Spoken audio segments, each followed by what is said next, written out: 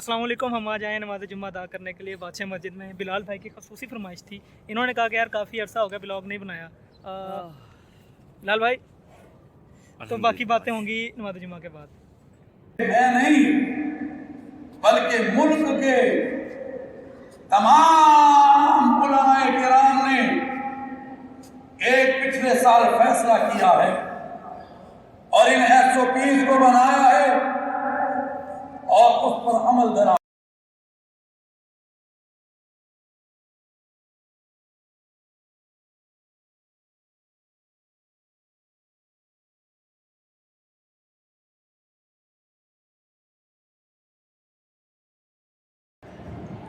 जैसा कि आप जानते हैं कि हम पहले अंदरून लाहौर की बाकी मसाजिद के अंदर जाते रहे और वहाँ पर जाकर हमने आपको बताया मसाजिद के बारे में। और इस मस्जिद में जो है बादशाह मस्जिद जो है, इसके बारे में ख़ास बात यह है कि यहाँ पे काशीकारी का काम वैसा नहीं हुआ हुआ। आप देख सकते हैं कि जो यहाँ पे अंदर जो खूबसूरती के तज़ीन आराइश हुई हुई है उसमें इतनी बारीकी नहीं है।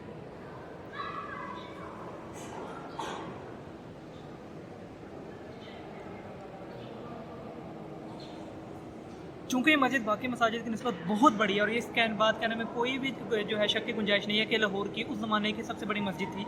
इस वजह से इस मस्जिद में क्योंकि जल्दी काम किया गया, कदरे मेरा ख्याल इस मस्जिद को शायद 2 साल में मुकम्मल किया गया था, तभी इसके अंदर जो बारीकी और खूबसूरती का जो काम है ना, उसके मद्देनज़र उसके मुखालिफ जो है इस चीज़ पर जोर दिया गया कि मस्जिद ज़्यादा बड़ी हो। तो आप देखेंगे कि मस्जिद बहुत जामे और कुशादा है। तकरीबन 60,000 नमाज़ी तो आसानी से यहाँ पर नमाज़ अदा कर सकते हैं।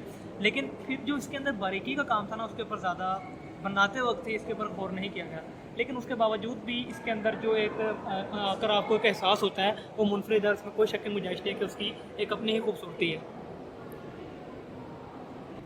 पाकिस्तान की इतनी बड़ी मस्जिद है बादशाही मस्जिद, और आप लोग सोच रहे होंगे कि यहाँ पे जो इंतज़ामिया है वो बहुत अच्छा काम कर रही होगी, लेकिन उसके बिल्कुल बरक्स है।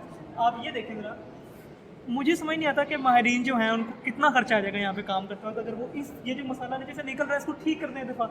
लेकिन आपके सामने है ये खाली इस जगह पे नहीं, इस मेहराब में नहीं, तमाम मेहराबों में जो है वो ऐसा ही माहौल आपको नज़र आएगा कि शिकस्त और रेफ्त हो रही है और जो लोग हैं उनको इतनी तवज्जो नहीं है इस चीज़ की। हर बंदा अपने अपने कामों में मसरूफ़ है। आप इस पूरे मेहराब को देख लीजिए, ये ऐसा ही मंजर पेश कर रहा है।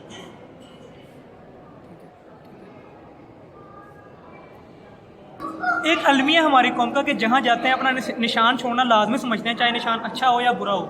आप ये देखिए ज़रा, JB, I don't know who that guy is, Zahiruddin Musazai Peshawar, फिर JK, just kidding, MK, JK। मस्जिद में निकाह का सिलसिला भी होता रहता है। निकाह सुन्नत नबवी है और वो मेरे पीछे आप देख सकते हैं कि दूल्हा मियाँ बैठे हुए हैं और निकाह की तकरीब हो रही है।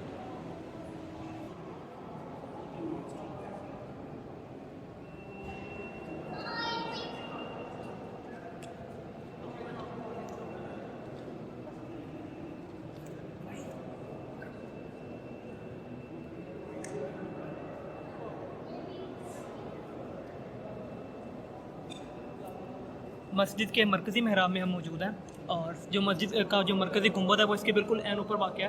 और यहाँ पे आप इस चीज़ को बहुत वाज़ेह तौर पर देख सकते हैं कि जो अंदरून लाहौर की जो बाकी मसाजिद हैं वो शायद इस पूरे महराब के अंदर, वैसे इतनी छोटी तो नहीं है लेकिन इस पूरे महराब के अंदर ही आ जाए। और ये मस्जिद जो है आपको एक बात में बताना लाजमी समझता हूँ कि 12 दरवाज़ों के बाहर जो है, यानी कि शहर की फसील के बाहर इस मस्जिद को तामीर किया गया था। तो शाही किले के सामने होने की वजह से मस्जिद जो है एक मुख्तलिफ है और इसको बड़ा इसलिए ज़्यादा बनाया गया कि एक बादशाह की जो शान शौकत है उसको ज़ाहिर किया जा सके। जैसा कि आपको पहले ही बताया गया कि मस्जिद में शिकस्त और रेख्त हो रही है, तो आप ये गुंबद जितने भी अंदर हैं उनके गुंबदों के नीचे जो है गोल दायरा सा बना हुआ है। बारहा आपसे बात कर चुका हूँ कि मस्जिद में शिकस्त और रेख्त बहुत ज़्यादा है, बहुत ज़्यादा है, और एक दिल टूटने वाली बात है। आप देखें, मुझे इस तरह देखें, आप एक सरकारी इदारा जो है इस मस्जिद का मोहतमिम है, इसका इंतज़ाम संभाल रहा है, कितना किस कदर खर्चा हो जाएगा ये देखिए आप, किस कदर खर्चा हो जाएगा। यानी कि सिर्फ इस काम को हल करने में हुकूमत की कितनी मेहनत लग जाएगी इस काम को जो है ठीक करने में, कि मस्जिद क्या जगह जगह से प्लस्तर उतर रहा है, मस्जिद की खूबसूरती के ऊपर एक काम जो है मसला हो रहा है, लेकिन उसकी तरफ किसी की कोई ऐसी तवज्जो नहीं है। लोग आते हैं, तस्वीर उतारते हैं, सबका शौक पूरा हो जाता है और उसके अलावा किसी को इसमें कोई दिलचस्पी नहीं है। जैसा कि मैंने आपको बताया कि मस्जिद के अंदर जो एक फ़न तामीर है वो मुख्तलिफ है बाकी अंदरून की मसाजिद से, लेकिन एक गोशा मस्जिद का ऐसा है जहाँ पे आपको काशीकारी का काम थोड़े से छोटे पैमाने में मिलता है, और वो ये वाला गोशा मस्जिद का। आप यहाँ पे देखें फुलकारी हुई हुई है उसी तरीके से जिस तरह अंदरून लाहौर की मसाजिद में होती है। और एक आप बाहर की तरफ नज़र दौड़ाएं तो ऊपर जो छत पे जो गुम्बद की तरफ काम हुआ हुआ वो मुख्तलिफ है, लेकिन इस जो है महराब के अंदर जो गुजरगाह है मरकजी महराब के साथ की, वहाँ पे आप देखेंगे काशीकारी का काम वैसा हुआ है। लेकिन एक बात मैं आपको बताता चलूँ कि जो काम मरीन ज़मानी मस्जिद में हुआ है, हमें उससे अच्छा लाहौर में काम अभी तक किसी मस्जिद में नहीं मिला।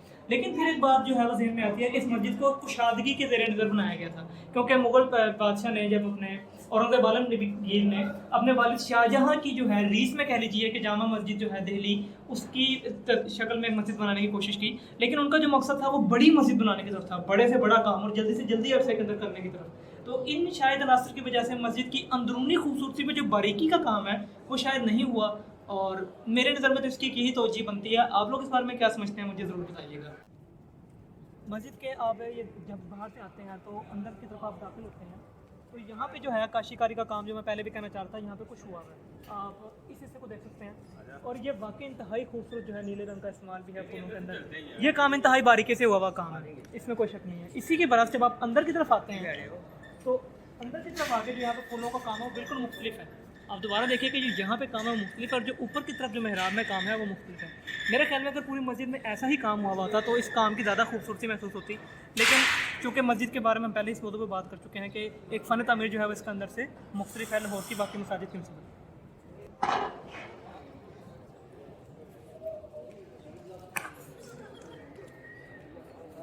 अफजल ज़िक्र ला इलाहा इल्लल्लाह मुहम्मद रसूलुल्लाह।